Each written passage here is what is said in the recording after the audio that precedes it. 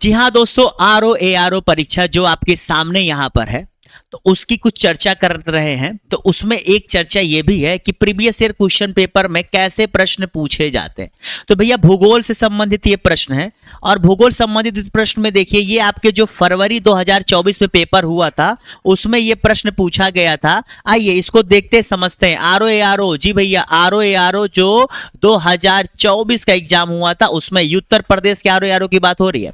पहला कथन क्या कह रहा है कि सर्दी के मौसम में भारत का अधिकांश भाग शुष्क रहता है, यानी कि ड्राई हो जाता है। अर्थात in winter season India's maximum parts feel dry. Okay, English में बोल दिया, चलो समझो जो भी समझो, सॉरी। कारण क्या है कि शीत ऋतु के दौरान देश के अधिकांश भाग उत्तर पूर्वी व्यापारिक हवाओं के प्रभाव में रहते हैं।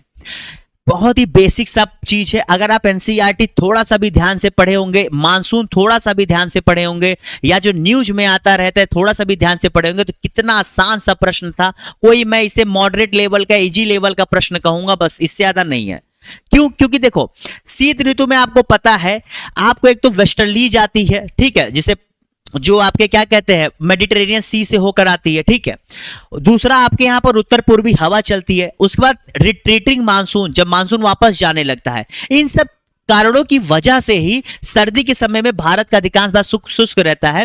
यहां तक कि जो आपका उत्तरी भाग है, जो वेस्टर्लीज की वजह से हल्की फुल्की बरसात भी होती है, वो भी ज्यादातर समय जो है शुष्क रहता है, ठीक है। तो बिल्कुल सही बात है भैया, ए और आर दोनों सत्य है, और आर ए की सही व्याख्या करता है। तो क्या पढ़ना है, कैसे पढ़ना है, बार बार कहता हूं, इसके लिए सबसे अच्छा तरीका है प्रीवियस ईयर क्वेश्चन पेपर, और उसके लिए मेरे चैनल को सब्सक्राइब कर लो, मेरी क्लासेस को देखो। और हाँ, फिर कह रहा हूं, बूंद बूंद से सागर भरता है, तो इसलिए लगे रहिए, जुटे रहिए, और चैनल को सब्सक्राइब करना ना भूलिए।